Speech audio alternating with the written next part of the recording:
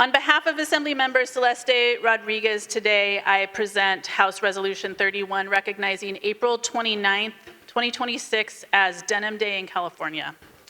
But I want to take a moment not to just to talk about Denim Day, but to be clear why we're still here talking about it.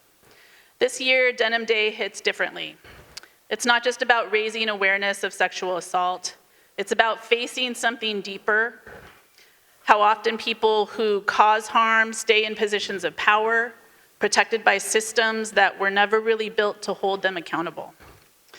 We've seen that play out again and again, with Dolores Huerta and other women speaking about the abuse by Cesar Chavez, or women who came forward about the harassment and assault they faced with Eric Swalwell. When survivors of Jeffrey Epstein and Donald Trump continue to speak out and still don't see the accountability that they deserve.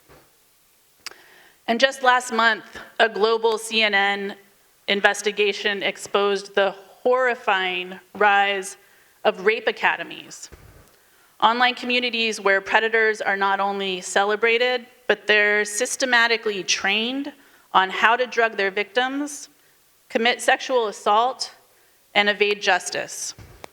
We're now seeing rape culture being proliferated and flourishing and even celebrated online. All of this doesn't happen by accident. People don't get away with harm for years or even decades because no one noticed. It happens because systems, our systems, allow it, protect it, excuse it, and that includes spaces like this one. So today isn't just about wearing jeans or posting something online. It's about being honest with ourselves about the role that we play in either maintaining those systems or changing them. Because the truth is, we do have power. Not just the kind written into our titles or positions, but the kind that comes from using our voices, from refusing to look away, from calling things what they are, even when it's uncomfortable, and maybe especially when it's uncomfortable. And I want to say something to anyone in this room and beyond who has experienced harm. You're not alone. There are too many of us, more than we often realize. People who carry these experiences quietly, showing up to work, to serve, to lead, to keep going. And that's why this matters so much. Because sexual violence exists in our communities, in our workplaces, and in spaces where decisions get made.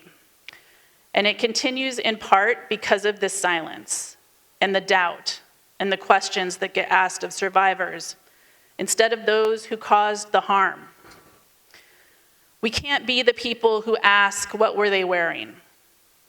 Or why didn't they say something sooner? Because those questions are part of the problem. They're what keep people quiet. They're what allow harm to continue. So if Denim Day means anything, it should mean this: that we chose to show up differently, that we choose to believe people, and that we choose to hold power accountable, including when it's inconvenient, including when it's close to us. So today, we wear our denim. But more than that, we must use our voices. That's how we will continue to make the change that matters. And if anyone is listening today who is still in the shadows of your experience, please hear me that it is not your fault. Help is available right now. You can call the National Sexual Assault Hotline at 1-800-656-4673. Or chat 24/7 at rain.org, RAINN.org. There's a community ready to help, and I appreciate all of those who do this work day in and day out to support survivors in our community.